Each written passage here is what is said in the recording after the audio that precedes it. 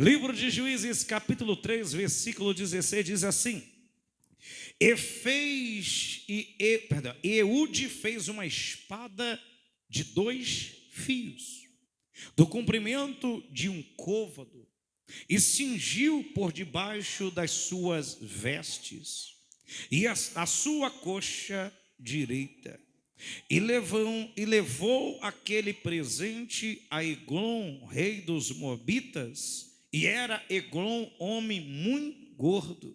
E sucedeu que, acabando de entregar o presente, despediu a gente que trouxera o presente, porém voltou do ponto em que estavam as imagens de escultura ao pé de Gigal, e disse: tem uma palavra secreta para ti, ó rei. E disse: cala-te. E todos os que assistiam saíam diante dele. E Eude entrou num cenáculo fresco que o rei tinha para si só, onde estava assentado. E disse Eude: tenho para ti uma palavra de Deus. E levantou-se da cadeira. Então Eude estendeu a sua mão esquerda e lançou mão à espada da sua coxa direita, e lhe cravou no ventre. Amém? Só até aí, porque daqui para lá sangra, né? Então vai devagar. Levanta a Bíblia ao céu, levanta, diga assim: meu Deus, nesta hora, fala, Senhor, ao meu coração. Fala, Senhor, que a tua igreja, ela ouve. Amém? Podem sentar, por gentileza, desocupar as suas mãos. Dá essa linda salva de palmas para Jesus. Mais alegre, mais alegre. Glória a Deus. Quiser fazer aquele fundinho musical, pode fazer, tá bom? Fica à vontade. Queridos, a palavra de Deus dentro desta noite nos leva dentro de um texto muito interessante, dentro de uma história muito interessante que aconteceu por cerca mais ou menos de 3.000 anos antes de Cristo. A Bíblia diz que neste período de juízes, o povo de Deus ele é regido por homens a qual Deus levantava para julgar o povo, para ajudar o povo a sair de algumas escravidões que o mesmo povo entrava porque desobedecia a palavra de Deus. Nós sabemos que as bênçãos do Senhor eram bênçãos que eram provadas pelo céu a respeito de como se comportava o povo de Deus. O Senhor, quando levantou Moisés, ele foi bem claro, porque Deus, ele não mente com a sua palavra, ele não volta atrás com a sua palavra. Ele diz: todas as vezes que me adorardes, eu serei o seu Deus e vocês serão o meu povo. Mas o dia que vocês abandonaram a minhas escrituras, a minha palavra, os meus ensinamentos, eu também vos deixarei. Todas as vezes que o povo de Deus deixava a palavra de Deus, deixava o ensinamento, deixava os mandamentos, o inimigo do povo de Deus se crescia sobre Israel. Porque o segredo de Israel não era a quantidade de exército que ele tinha, não era as lâminas afiadas das espadas que eles tinham. O segredo da vitória de Israel não era simplesmente só a promessa que eles tinham através de Abraão, de Isaac e de Jacó, não. O segredo da vitória de Israel sobre os seus inimigos era obedecer os mandamentos de Deus. De repente estou falando já com alguém dentro desse culto, que você está priorizando uma promessa e dizer: não, se eu tenho promessa, eu posso andar do jeito que eu quero, eu posso viver do jeito que eu quero, eu posso me vestir do jeito que eu quero, eu posso falar o que eu quero, eu posso andar no meio da onde que eu quero. Deus está falando com alguém: não é porque você tem promessa que isso significa salvação para a tua vida. A promessa de Deus não é salvação para a tua vida. A promessa de Deus, ela vai continuar ativa na tua vida se você obedecer a palavra dele, a vontade dele. É a vontade, a obediência à palavra é que traz o sucesso e a salvação para a sua vida. O povo de Israel parece que tinha esquecido disso, pastor. E então o povo começa agora a sair da direção. E quando ele sai da direção, a Bíblia diz que um homem chamado Eglon, repita comigo e diga Eglon. Foi fraco, pode dizer mais forte, diga Eglon. Eglon agora se levanta. E quem era Eglon? A Bíblia diz que Eglon era o rei dos Moabitas. Era um homem que estava ali reinando sobre os Moabitas. E a Bíblia diz que este rei se levanta com tanta autoridade que a Bíblia diz que agora Israel é obrigado a servir Eglon. Você pode acompanhar ainda no capítulo 3 do versículo 12, dizendo: porém os filhos de Israel tornaram a fazer o que parecia mal aos olhos do Senhor. Então o Senhor esforçou a Eglon, rei dos Moabitas, contra Israel. Portanto fizeram o que parecia mal aos olhos do Senhor. Olha o que Deus permitiu. Deus permite um rei se levantar e dominar uma nação que não poderia ser dominada. Por quê, pastor? Porque o pecado faz isso. Quando a gente se desfaz da direção, quando a gente sai do ponto de equilíbrio que é Cristo, quando a gente desiste de santificar a nossa vida, até aquilo que parece ser impossível dominar a nossa vida, acaba nos dominando. E é por isso que Deus está falando com alguém aqui. Tem pessoas dizendo: pastor, eu me libertei desse pecado, mas parece que o pecado, que era tão simples de ser dominado, agora eu não tenho mais domínio sobre ele. É porque você deixou de obedecer a primazia da palavra. E quando você deixa de obedecer a primazia da palavra, aquilo que parecia que não te dominava mais, acaba te dominando de novo. E é por isso que você já não consegue mais ser a mesma pessoa que você era antes, porque a aliança de Eglon acabou dominando as suas forças, dominando os seus sentimentos, dominando as suas emoções, dominando tudo que era seu. Mas Deus tem uma palavra para você dentro desta noite ainda. Se houver arrependimento, Eglon será morto diante de você. Se houver arrependimento, tu não será mais dominado, mas tu terás autoridade para dominar o mal.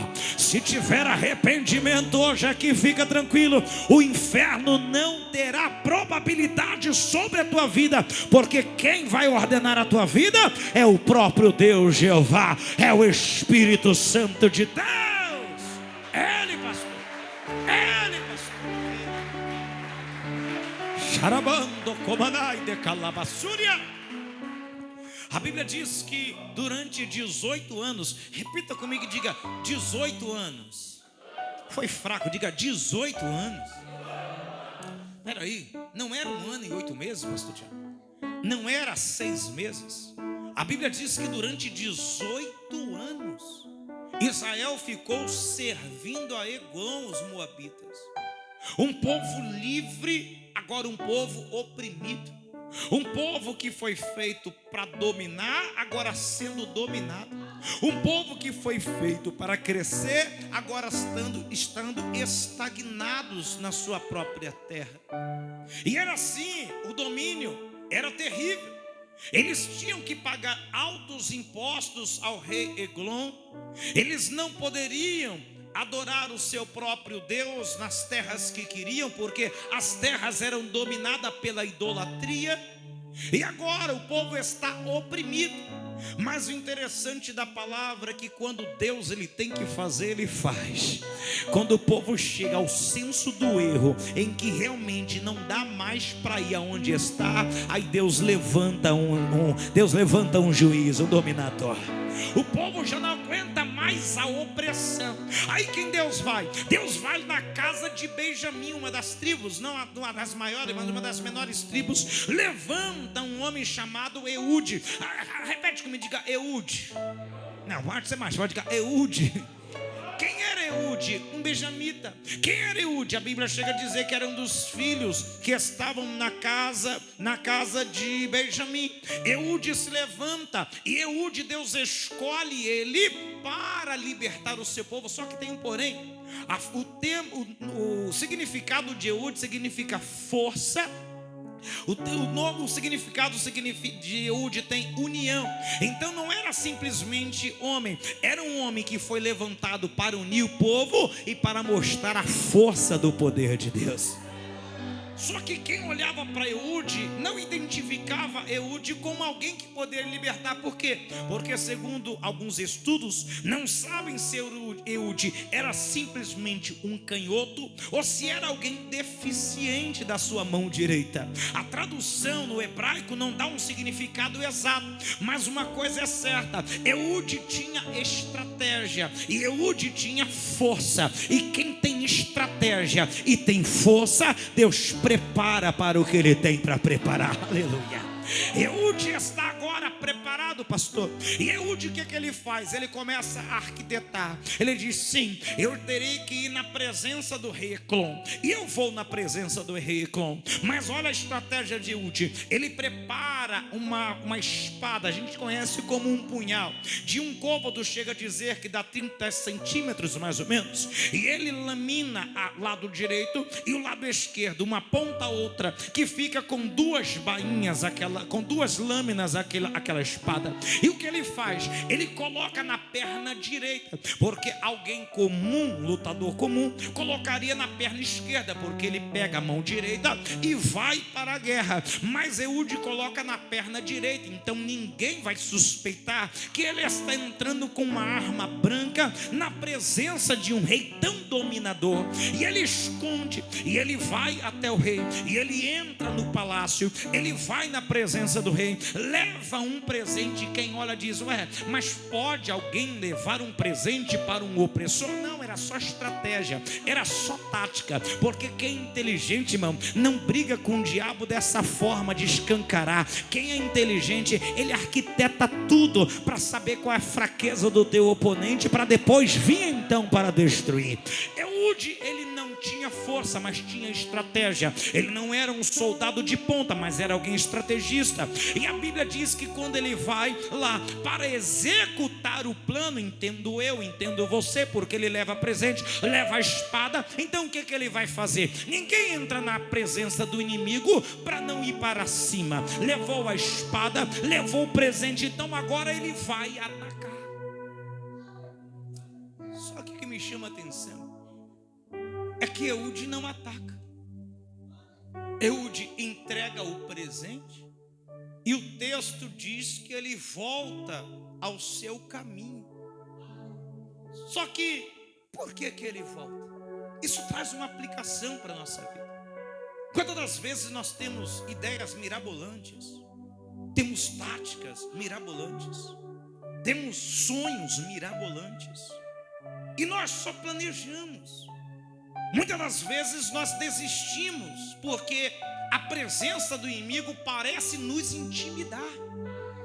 De repente estou falando com alguém aqui dentro desse culto que você já levantou hoje da cama com o pé direito dizendo: vou partir para cima do inferno. Sentou, projetou: vou comprar casa, vou abençoar meu ministério, vou investir no meu ministério, vou investir nessa relação, vou fazer, vou acontecer. Mas quando você se depara com o problema que parece ser maior do que o projeto, você faz que nem Eude, você simplesmente retrocede. De repente estou falando com pessoas aqui que estão retrocedendo, pastor, porque de repente Eglon está sendo maior na tua vida do que você acha que é maior da sua vida, do que o projeto que você tem e o Deus que te escolheu. Só que Deus te trouxe neste culto para te dizer: não deixa os Eglon da vida abafar o projeto que Deus tem na tua história. Não deixa, não deixa. Não deixe, não deixe, não deixe. Pode parecer ser grande, mas Deus é maior. Pode parecer ter força, mas Deus é mais forte. Pode parecer que está dominado, mas é Deus quem domina. Ele desiste, a Bíblia diz que ele volta, ele não executa o plano. E a gente pergunta: o que tem nos feito desistir de planos? O que tem te feito desistir de projetos? O que tem de repente te feito tomar decisão retardadas, né? Que volta. Por quê? Por que você não tem levado o teu projeto à frente, pastor? Porque estou com medo. Vou parar de lutar pela minha família. Vou parar de lutar pelo meu ministério? Vou parar de lutar pelo esse ente querido? Medo de não dar certo. Eu não quero te desapontar, mas se tem uma coisa que para o homem é só o medo. E o medo sempre vai andar do lado direito do homem. Sabia disso? Porque se nós não tivermos medo de alguma coisa, a gente se torna invencível. Só que nós temos que entender que não é nós que vencemos. Quem vence tudo é o próprio Deus Todo-Poderoso. É normal ter medo de vencer, é normal ter medo de concluir projetos, é normal ter medo de tomar decisões, mas Deus está falando com alguém aqui: ei, tira esse medo hoje, põe a mão na espada que tu preparou hoje e volta para a presença do Eglon, da onde te fez desistir, porque Deus vai fazer o projeto ser executado, porque está no projeto de Deus.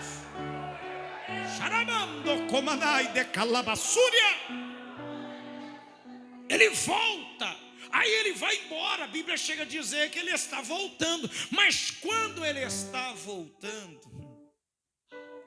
a Bíblia diz que ele passa pelos lados de Gigal. E quando ele passa pelos vales de Gigal, ele começa a ver as imagens estranhas de deuses estranhos. Ele começa a ver as adorações abomináveis. E quando ele vê, entendo eu, a Bíblia não diz, conjecturo eu, a Bíblia não diz, eu entendo que naquela hora ele deve ter uma linha de pensamento dizendo: eu não acredito, o que me fez retroceder, eu não aceito mais esse jugo sobre a minha vida, nem sobre a minha nação. Quando ele volta e vê Gigal tomada por deuses estranhos, por imagem de escultura, ele diz: ei, volta, porque eu tenho uma palavra de Deus para falar para o rei de Eglon, aleluia. Ei, sabe o que acontece nesse tempo aqui? Eu entendo que ele se revolta em não aceitar mais a situação de jugo que ele está vivendo. E sabe o que eu entendo dentro desta noite, dentro desse culto? Que Deus vai colocar um sentimento sobre esta igreja de não aceitação de jugo mais, aleluia. Levanta a sua mão, tem gente já levantando a mão. Levanta a sua mão, tem gente já levantando a mão. Porque hoje Deus vai dar um basta. Hoje Deus vai te dar um sentimento de ousadia.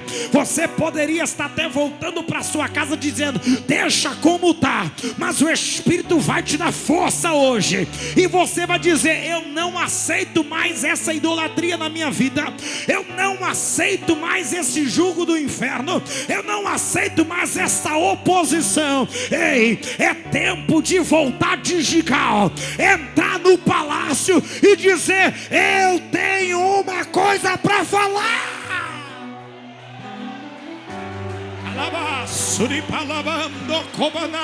Eu tenho algo para falar.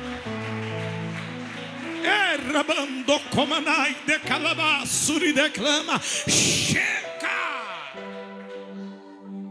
Dá aquela olhada para o teu irmão, para a tua irmã, diga assim: ó, chega de viver nesse jugo. Pode falar, fala. Chega, varão, chega. Chega, pastor, chega. É noite de decisão. Quem entendeu, diga glória a Jesus. Chega de viver, tá ele voltando. Ele diz: não vou voltar. Vou voltar para o mesmo lugar. Vou voltar para a mesma casa. Vou voltar para a mesma servidão. Vou voltar para o mesmo problema. Chega de querer viver a mesma coisa sempre. Será que Deus está enchendo alguém de força aqui dentro desse culto? Será que Deus está enchendo alguém aqui de autoridade dentro desse culto? Será que Deus está enchendo alguém da autoridade do céu aqui dentro desse culto? Será que Deus está dando um espírito de revolta santa, dizendo: eu não quero mais viver esta vida, eu não quero mais esse cigarro, eu não quero mais essa droga, eu não quero mais essa cocaína, eu não quero mais essa prostituição, eu não quero mais essa vida, eu quero mudança. Mudança.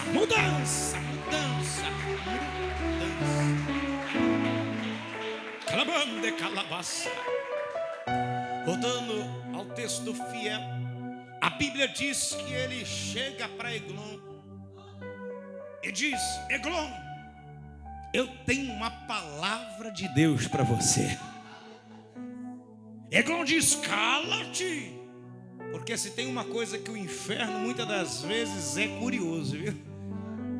Ele é curioso. Por que ele manda calar? Ele não queria que ninguém mais ali ouvisse. O que ele queria que o próprio Eude tinha, ele queria para ele. Porque o diabo é assim, ele não quer nada para ninguém. O que você tem, até o que você tem, ele quer tirar também. Aí ele pega e diz: vamos para ali para a câmara. Aí vai os dois agora. Os mucamos saem, ele entra na câmara. Só está agora Eglon e só está agora Eude. Aí a Bíblia diz que Eglon era mórbido, era um homem tão pesado, tão redondo, que ele não conseguia nem se movimentar direito. Então ele fala: eu tenho para falar, mas tenho que falar pertinho de você. Aí a Bíblia diz que então Eude chega mais perto. Eu imagino, estou conjecturando, imagino Eude dizendo: eu tenho mesmo uma palavra de Deus. Eude mentiu? Não, porque se você ver, a Bíblia Sagrada diz que a palavra de Deus é uma espada de dois gumes. Então ele não está mentindo. Aí ele pega, tem uma palavra dele, e quando ele pensa que nada, ele está desarmado, porque o inimigo está dizendo: bom, ele não, a mão direita dele não deve ser boa, não conhece muito bem o canhoto. Quando ele vai chegando perto, ele põe a mão esquerda na perna direita por dentro da roupa, tira o punhal e crava na boca do estômago de Eglon. Só que a Bíblia é detalhista, ela diz assim, ó, ele era tão gordo que a espada teve que ir até o talo. E quando teve até o talo, rasga a boca, as tripas do bicho saem para fora e ele morre. A Bíblia diz que Eude sai escondido. Os homens que estão no palácio dizem: está demorando muito tempo, o que aconteceu? A Bíblia diz que quando eles entram, vê o seu rei partido ao meio, com as tripas para fora. E enquanto eles estão lamentando, Eude já está chegando na congregação e está dizendo: ouve aqui, povo de Israel, hoje Deus levantou um libertador, mas volte para ele, porque hoje vocês não estarão mais sobre o domínio dos moabitas, porque o Senhor vos livra dos moabitas. Durante 80 anos esse povo teve paz, porque Deus levantou alguém com coragem, alguém para unir.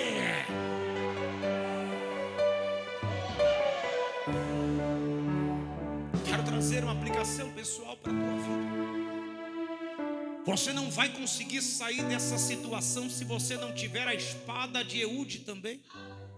E essa espada é a palavra. O único que pode te fazer vencer esse demônio Eglon, essa dificuldade, é a palavra. Só a palavra pode te livrar desse jugo desigual. Só a palavra pode te dar a libertação que você precisa. Só a palavra, que é o punhal que estava Eude nas mãos, é que pode mudar a tua história. Você vê que ele volta para o palácio, ele pega a espada porque ele sabia que não estava sozinho. Por quê? Porque quem tem a presença de Deus não está sozinho. Quem tem a palavra de Deus não está sozinho. Quem tem a palavra de Deus, o inimigo não intimida.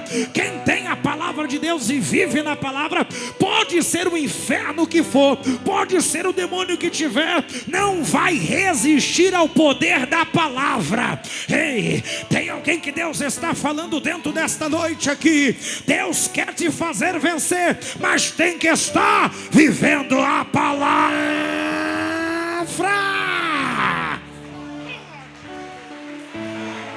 Viva a palavra derrota gigantes, a palavra derrota reinados, a palavra derrota medos, a palavra faz cumprir propósitos, a palavra.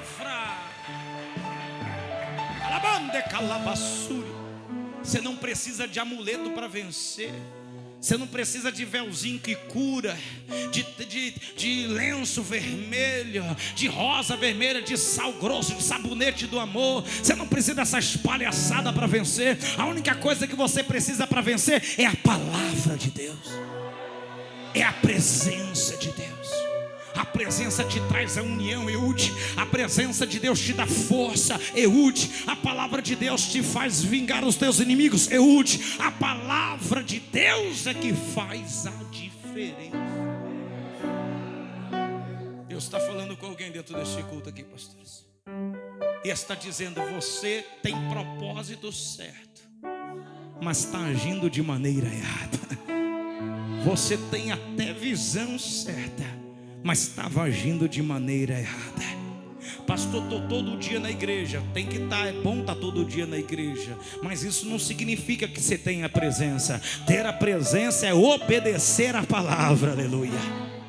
Ter a presença é obedecer as escrituras. Ter a presença é obedecer o que Jesus manda. Ter a presença é obedecer o que a palavra nos ensina.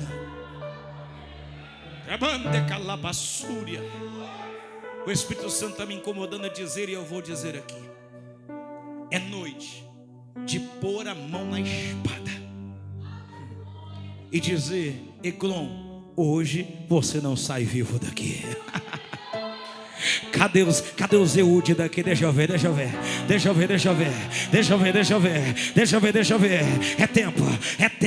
É tempo de projetar e executar projetos. É tempo, aleluia, de não retroceder, mas de tomar decisão. É tempo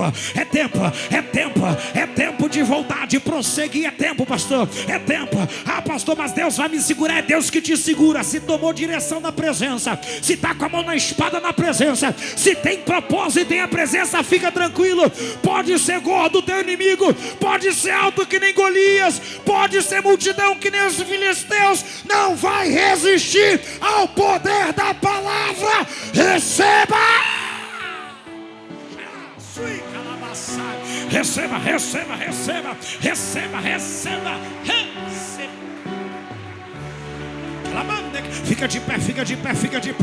Fica de pé. Só o Zeude, cadê? Só o Zeude, deixa eu ver. Quem é Eude aqui? Deixa eu ver. Quem é Eude aqui? Deixa eu ver. Quem é Eude aqui? Quem é Eude?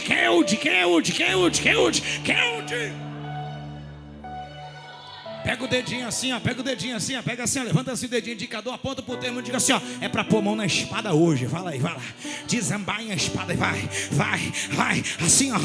Ele era canhoto, ninguém esperava, ninguém espera nada de você, mas com você está o segredo para vencer o inferno, com você está o segredo para vencer esse propósito.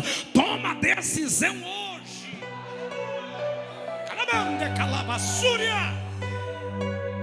Que o Senhor vai mudar a tua história.